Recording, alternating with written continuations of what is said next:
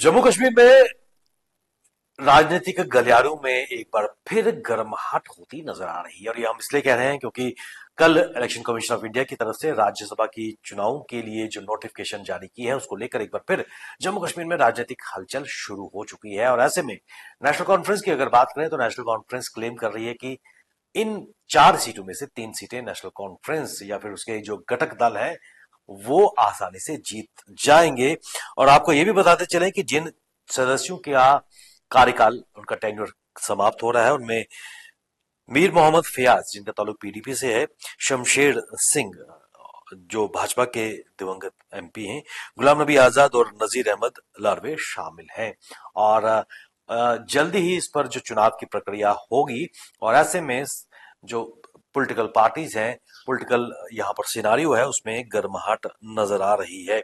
और ये कहा जा रहा है कि लगभग कांग्रेस की जम्मू कश्मीर इकाई की अगर बात करें तो उन्होंने कहा है कि राज्यसभा के लिए पार्टी आलाकमान अपनी रणनीति तय कर रही है। लेकिन जो खबरें निकल के सामने आ रही है कि नेशनल कॉन्फ्रेंस आश्वस्त है कि 3 सीटों पर वो आराम से it will be cake walk, 3 बिल्कुल सेफ सीटें, ये मान के चलिए उनकी जोली में ये सीटें हैं। और 24 अक्टूबर को होने वाली इस राज्यसभा चुनाव के लिए पार्टी हाईकमान, अगर हम कांग्रेस की बात करें, नेशनल कॉन्फ्रेंस की बात करें या फिर पीपल्स डेमोक्रेटिक पार्टी की अगर बात करें तो अपनी रणनीति तैयारी करनी शुरू कर दी है।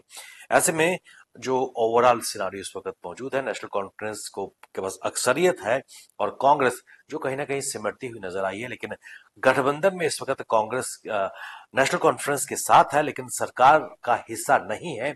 और क्या इस राज्यसभा सीट में कांग्रेस को एक सीट मिल पाएगी, ये बड़ा सवाल निकलकर सामने आ रहा है। और क्या सीट की कंसेंसस को लेकर नेशनल कॉन्फ्रेंस बड़ा दिल दिखाकर एक सीट कांग्रेस को दी पाएगी।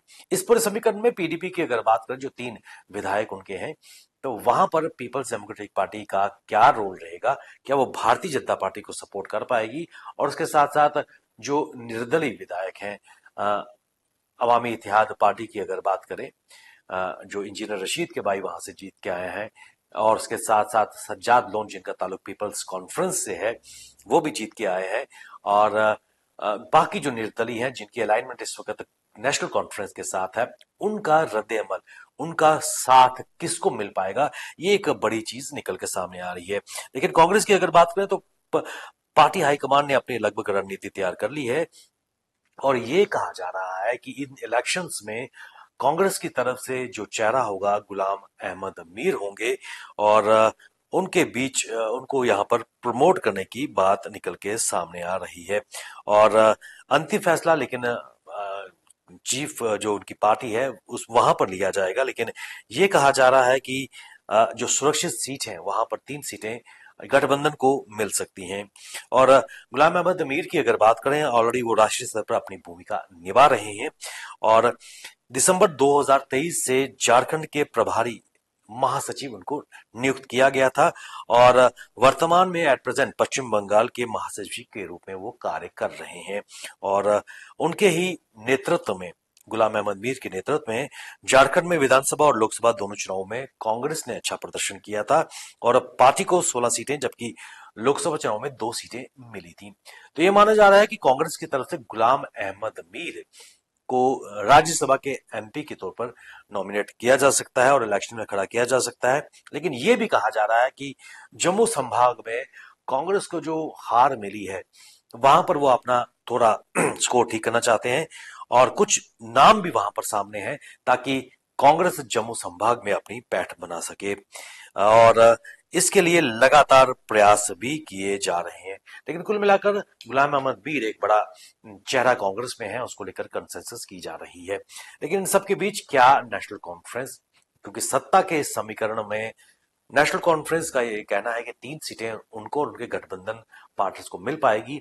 लेकिन यहां पर सबसे बड़ा सवाल, क्योंकि दिन काफी कम है, 24 अक्टूबर को ये चुनाव किए जाएंगे और नेशनल कॉन्फ्रेंस के कौन से चेहरे रहेंगे, क्या डॉक्टर फारूक अब्दुल्ला एक बार फिर उनको राज्यसभा में भेजा जाएगा।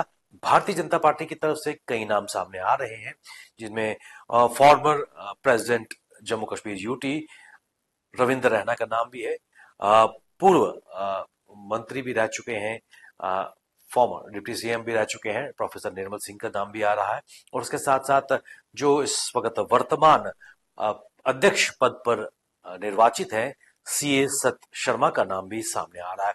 तो कहीं ना कहीं जोड़ तोड़ की राजनीति इस वक्त इन इलेक्शंस में भी देखने को मिलेगी। नेशनल कॉन्फ्रेंस के कई नाम सामने आ रहे हैं, जिसमें ये कहा जा रहा है कि हो सकता है कि जो नासिर असलमानी है, जो उस वक्त मुख्यमंत्री उमर अब्दुल्ला के सलाहकार हैं, वो भी राज्यसभा की सीट उनको दी जा सकती है। उसके अलावा कुछ और भी नामों का मंथन किया जाएगा, जो आहिस्ता आहिस्ता साफ होगी। लेकिन इन सब के बीच क्या गठबंधन के बीच जो फिशर्स काफी समय से लग रहे थे, नेशनल कॉन्फ्रेंस और कांग्रेस, वो फिशर्स कम हो पाएंगे और क्या कांग्रेस को एक सीट राज्यसभा की मिल पाएगी, ये देखने वाली बात है। क्योंकि आहिस्ता आहिस्ता एक बार फिर जम्मू कश्मीर के राजनीतिक गलियारों में इन इलेक्शंस को लेकर गर्माहट बढ़ती जा रही है। बन रही आप हमारे साथ, हमें दीजिए इजाजत। नमस्कार।